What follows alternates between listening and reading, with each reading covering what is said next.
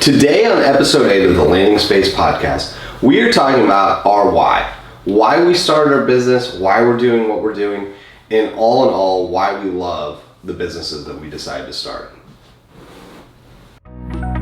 Welcome to the Landing Space Podcast, talking all things entrepreneurship and strategies for building businesses. Here are your hosts, Mark and Justin. So let me just give you a little background story about why I started my business. First, my business is called 19 East Realty. I started it after I got out of the military. I got out of the military in like 2008. I had a little bit of time off in between the time that I got out and when I actually ended my thing. And so I was taking a whole bunch of leave. And I really wanted to do something that was like, I don't want to just sit at the house and go on vacation and spend all this leave and just hang out with my family and then I got to figure out what I'm going to do. Yeah. So I decided during that time, I had 60 days of leave. I decided that I was going to go get my real estate license. So I went and sat through the class, passed the class, ended up going and getting my real estate license. When I was done and out of the military, I ended up signing up for a firm called Allen Tate. Allen Tate is local to the Carolinas. It's out of Charlotte. Yeah. They're a huge sponsor of the Carolina Panthers. I know you like that. But I went over there, and really the reason why I went over there, I interviewed at a few other firms, but that was the one I went to, and it was because of the recruiter that they had. She was very nice. She talked all about the firm, all that sort of stuff, and she actually got back to me, follow up, all that going on. So I ended up working there. I was only there for about 3 months. In the time frame that I was there, I met a lady. Her name was Anne Marie. Anne Marie was a broker. She had a team, and I was helping her do some open houses, run around and stuff. She had 2 people on her team, and come to find out, she ended up taking over the broker in charge for a local small business called Go Realty. Go Realty was out of Holly Springs. Originally, when I joined Allen Tate, I wanted to actually go to Go Realty. The problem was their Holly Springs office was never open. I walked by it multiple times, never once was anybody ever in there. So what I found out later was that the reason why nobody was there is because the broker in charge, which is the person that oversees the office, only had 2 agents to work there. And he was constantly in Cary. So the 2 agents were just opening and unlocking the door, not actually doing anything with that office. Well, Anne-Marie took it over, and when Anne-Marie took it over, I reached out to her and said, hey, I would like to switch to Go Realty. If there's an option, if you're recruiting, I think I would like to switch. And so she reached out to me and said, yeah, that'd be awesome. So I went and talked to her, switched to Go Realty, which was probably a really good choice for me personally.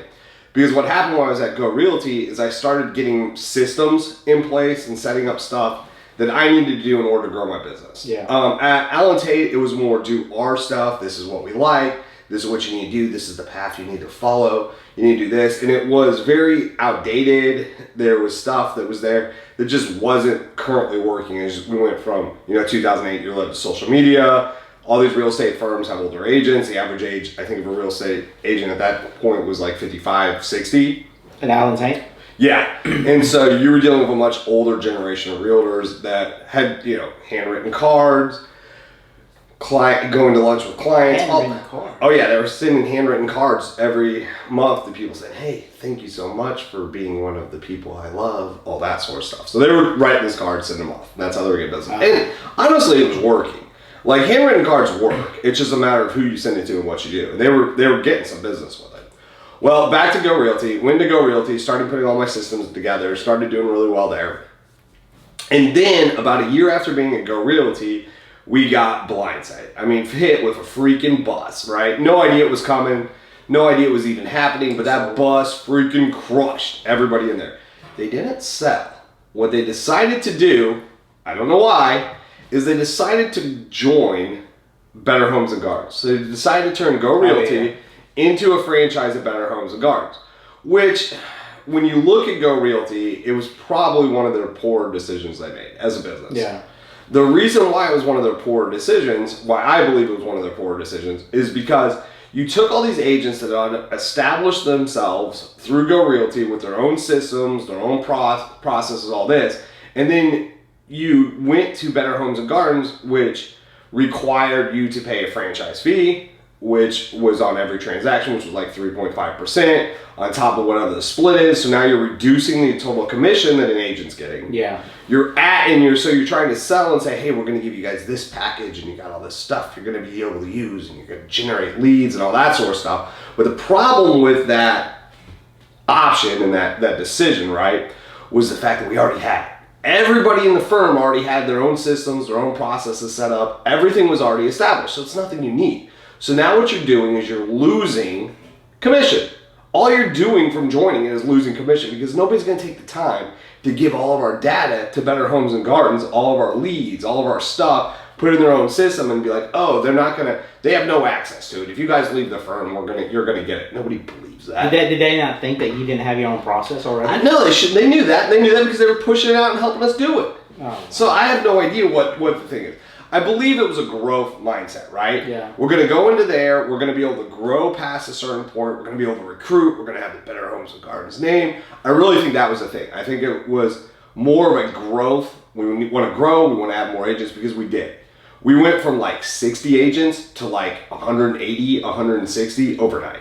Wow. I mean, we're talking like you're walking past people, everybody. But that brings me up to my next point, right?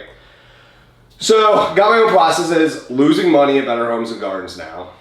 And now I've got an office that had about 15 agents that have about 45. All of them provisional brokers. None of them know anything about what they're doing. They've never closed a deal. They have no idea what to do, all that sort of stuff. So I started like slowly helping agents. One night I walk into the office and there are two agents sitting in the conference room with stacks of paper. I've never in my entire life seen more paper. I take that back, I have. But I've never seen more paper. All over the conference table, they've got stacks, they've got these boxes, these plastic bins, they're filing everything away, they're printing everything off and sticking it in. I'm like, gosh, what are they doing, right? What in the world are they doing?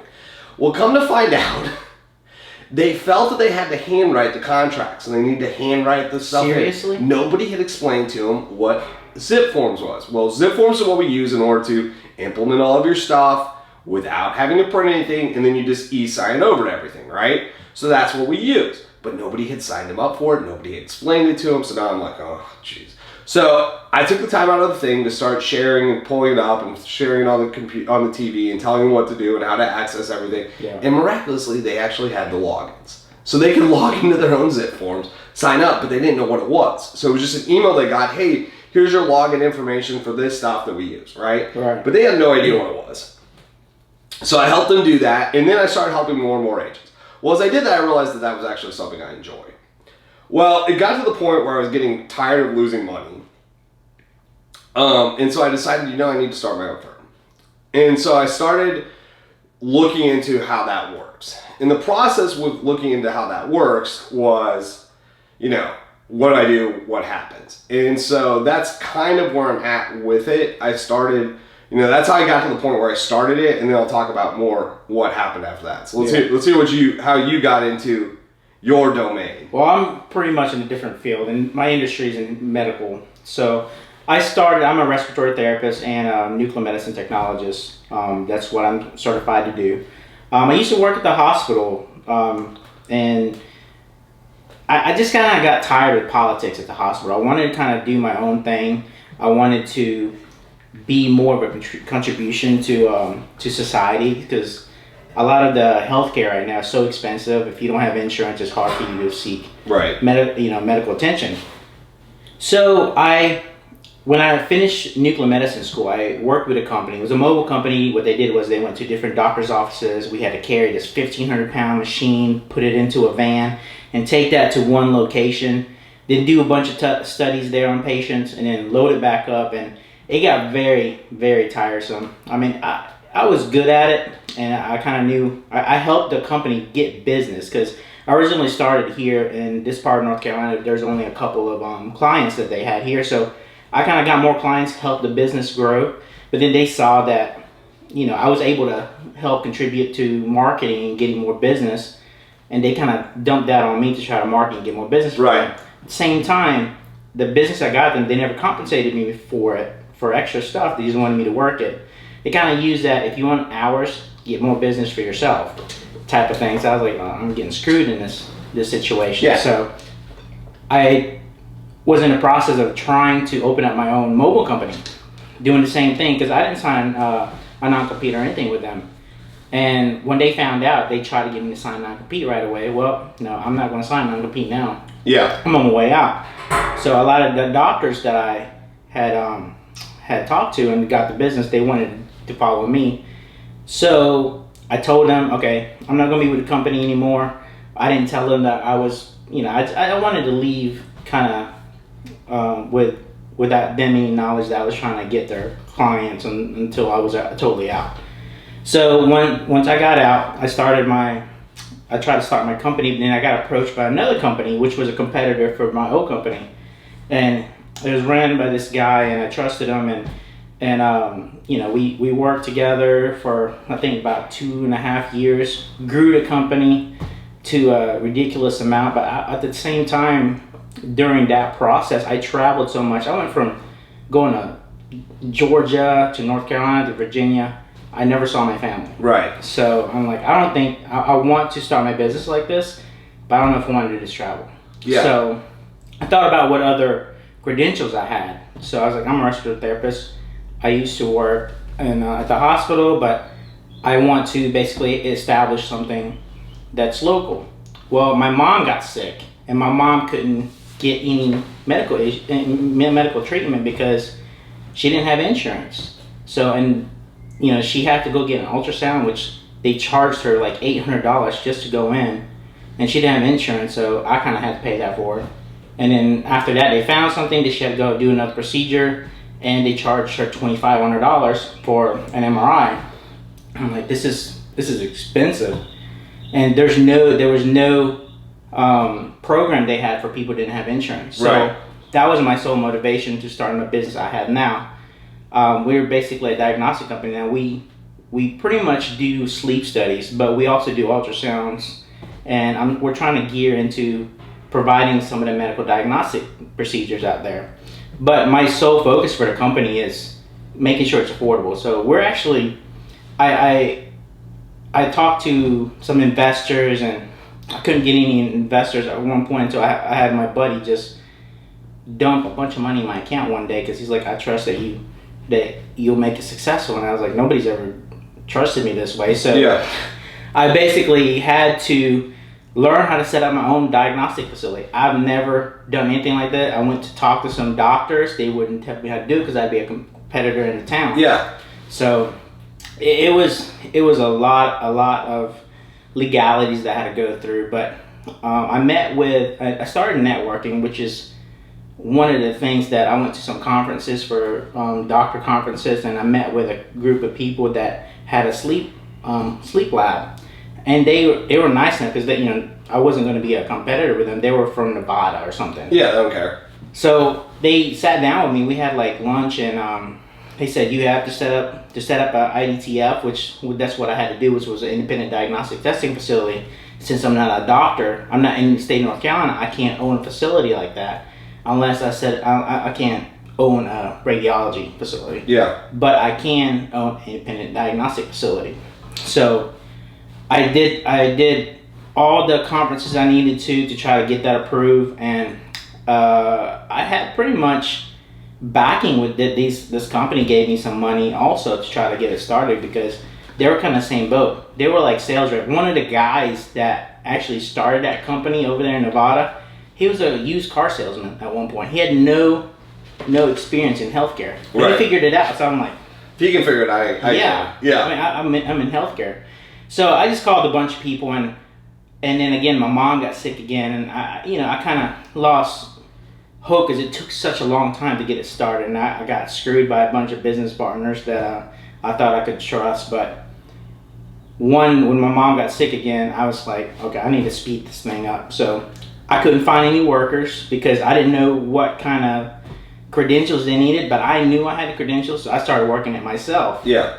I couldn't get the business, but I followed all the steps that we've talked about in this podcast to try to build it up. I've learned to try to talk to people trying to gain business, and a lot of doctors that I went to, they saw me as just somebody that was genuine. I didn't try to sell them anything. I said, hey, I'm trying to open up a diagnostic facility that's that's affordable for patients. Well, some of the doctors, just one doctor I went to, he said most of my patients are cash pay because, they don't have insurance, but I kind of want to help them out, so Right. they come here with cash pay. So he was like, you have the same mission as I do. So he basically started giving me all his patients. In 1 week, I came in and I had like 90 patients I had to do. I'm like, oh shoot, I need to get more employees. Yeah. So, but that's pretty much it. I mean, I had a couple businesses that failed, but ultimately, like we talked about before, you have to go through failures to make some success. Right. Right. So that's pretty much how I got my company. My company now, it's one of the biggest ones in the area, and we got a couple of military contracts, but it took a lot of work to get there. But just got to keep going with it. If you could look back and start over, or say, I'm going to do this again, is there things that you would do differently now than what you did when you originally started? Oh yeah, I think my biggest problem was I trusted people too easily. Yeah. That was my biggest problem. People always had other agendas because they saw my potential. The one company the first one I worked with, that was a mobile company. They saw my potential trying to get business, and I grew this side of the state basically for them. So, and they kind of utilized me for that. And then I had another company. He saw that same potential. I brought my business over, and totally cut me off. And I'm a Christian, so if you tell me you're a Christian and we have the same values, that kind of brings me in. Right. My beliefs are always what I stick with. Yeah. So when I see somebody that has the same beliefs, I instantly trust them. So I'm kind of guarded with that now, just because of what I went through. Right. People will screw you. Yeah. So people will screw you for money. It's pretty much kind of, I try to teach the values based on how I got here. And my kids, they want to, well, I have one that wants to build their business one day. I don't know what she wants to do it on. She's got a lot of ideas, Natalie. Yeah. So, I got the same thing with Tinley, I think, but yeah, we'll figure that out. Yeah, they talk about it together, so. Yeah.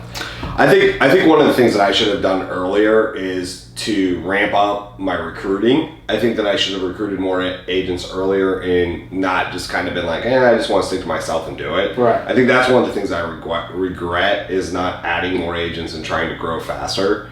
And just kind of being like, I'm just going to focus on what I'm doing and do my own business and all that sort of stuff, and just use that as a way just to make some more money.